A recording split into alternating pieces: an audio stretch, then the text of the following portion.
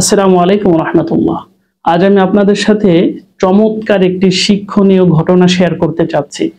আমার হাতে দেখতে পাচ্ছেন একটি বই।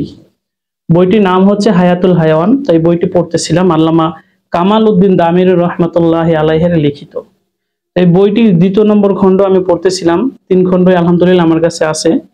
তো ১৯৯ নম্বর পৃষ্ঠায় আমি একটি ঘটনা পড়তেছিলাম।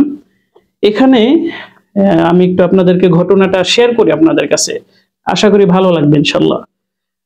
মাশরুক রহমাতুল্লাহি আলাইহি বলেন, তিনি একজন অনেক বড় ধরনের একজন আলেম, বড় ধরনের একজন গ্রহণযোগ্য আলেম।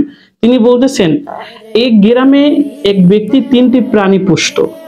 প্রাণীগুলো ছিল একটি গাধা, একটি কুকুর এবং একটি মোরগ। মোরগ তাকে সকালবেলা ঘুম থেকে জাগাতো, কুকুর তার ঘর পাহারা দিত এবং গাধা তার ব্যবহারের পানি ও ঘরের আসবাবপত্র বহন করে এক স্থান থেকে অন্য স্থানে নিয়ে যেত। একদিন হঠাৎ এক শিয়াল এসে তার মোরগটি খেয়ে ফেলল। এতে লোকটি মর্মাহত হলো।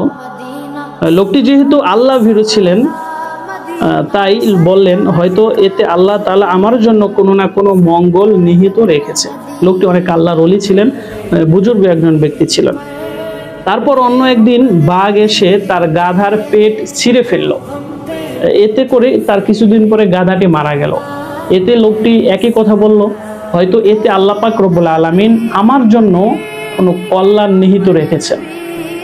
এর পরবর্তী কিছুদিন পরে হঠাৎ অসুস্থ হয়ে, কোন একটা রোগে অসুস্থ হয়ে তার কুকুরটিও মারা গেল। এতে লোকটি সেই একই কথা বলল, আগের কথাই বলল যে আল্লাহ পাক রব্বুল আলামিন হয়তো আমার জন্য এই যে যা কিছু ঘটেছে আমার সাথে, হয়তো এর মধ্যে আল্লাহ পাক আমার জন্য কোনো কল্যাণ নিহিত রেখেছেন, এই জন্যই আল্লাহ পাক আমার সাথে এই সব কিছু ঘটিয়েছেন। একদিনের ঘটনা, লোকটি সকালবেলা ঘুম থেকে জাগ্রত হয়ে দেখলো যে তার প্রতিবেশী সকলকেই গ্রেফতার করে নিয়ে যাওয়া হচ্ছে। অর্থাৎ তার বাড়ির আশপাশে যারা ছিল প্রতিবেশী, সকল প্রতিবেশীদেরকে গ্রেফতার করে নিয়ে যাওয়া হচ্ছে।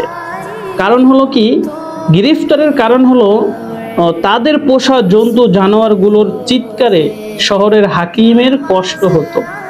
এটা হচ্ছে কারণ যে তার প্রতিবেশী যারা ছিল, তিনিও কিন্তু প্রতিবেশীদের মতো পশু, আপনার জন্তু পালন করত।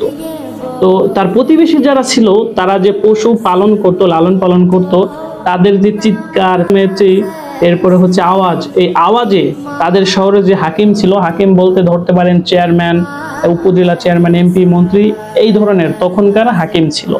তো এই হাকিমের কষ্ট হতো।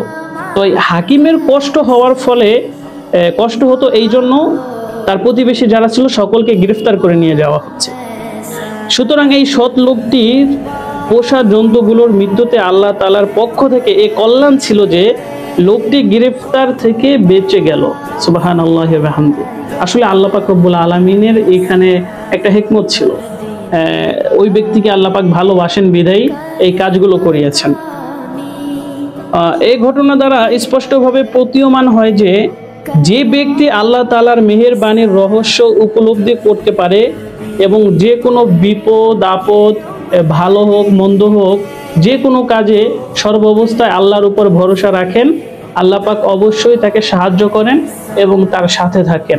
ইন্নাল্লাহা মাআস সাবিরিন, নিশ্চয়ই আল্লাহ পাক রব্বুল আলামিন ধৈর্যশীলদের সাথে আছেন।